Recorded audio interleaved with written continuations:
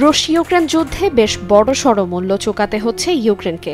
আমেরিকার কাছ থেকে পাওয়া সহায়তার বিনিময়ে ইউক্রেনে থাকা বিরল খনিজের ভাগ দিতে হবে দেশটিকে। প্রেসিডেন্ট ভলোদিমির জেলেনস্কির আসন্ন আমেরিকা সফরে এই সংক্রান্ত একটি চুক্তি হতে পারে। চুক্তিটি হলে ইউক্রেনের বিরল খনিজ সম্পদে যুক্তরাষ্ট্রের নিয়ন্ত্রণ প্রতিষ্ঠিত হবে।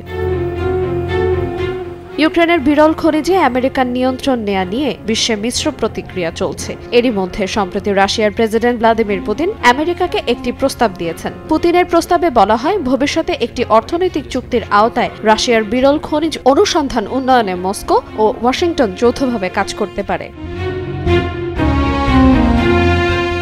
কিন্তু রাশিয়া কেন নিজ দেশের মূল্যবান ধাতু আমেরিকার সঙ্গে ভাগ করতে চাইছে, আর রাশিয়ার কাছে কতটা বিরল খনিজ মজুদ আছে? মার্কিন ভূতাত্ত্বিক জরিপ সংস্থা USGS এর তথ্য অনুসারে বিরল খনিজের মজুদে বিশ্বে রাশিয়ার অবস্থান পঞ্চম। তাদের অনুমিত হিসাব বলছে দেশটিতে মোট মজুদের পরিমাণ 3.8 মিলিয়ন মেট্রিক টন।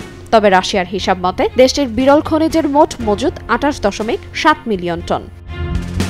আমেরিকা ও ইউক্রেনের মধ্যে খনিজ চুক্তির খসড়া নিয়ে আলাপ আলোচনার মধ্যেই পুতিন তার প্রস্তাবটি দেন। এ বিষয়ে কাজ করতে ট্রাম্পও আগ্রহী। তিনি বলেছেন, খনিজ নিয়ে রাশিয়ার সঙ্গে আমেরিকার চুক্তি হলে উভয়ই লাভবান হবে।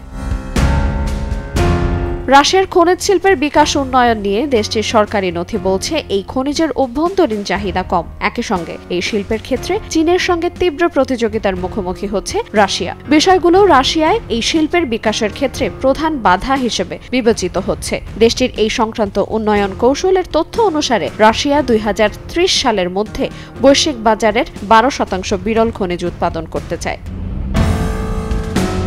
এই লক্ষ্যমাত্রা অর্জনে অধিক সংখ্যক খনিজ উত্তোলনের বিকল্প নেই, আর তাই আমেরিকার সঙ্গে মিলে বিরল খনিজ অনুসন্ধান এবং এই খাত বিকাশের উদ্যোগ নিয়েছে রাশিয়া। বিরল খনিজ নিয়ে একটি বৈঠকে রুশ প্রেসিডেন্ট পুতিন বলেন, এটি রাশিয়ার অর্থনৈতিক উন্নয়নের জন্য একটি অগ্রাধিকারমূলক খাত। পুতিন তার বক্তৃতায় বিরল খনিজ অনুসন্ধান, উত্তোলন ও তা ব্যবহারের দক্ষতা বাড়ানোর জন্য সংশ্লিষ্টদের আহ্বান জানান।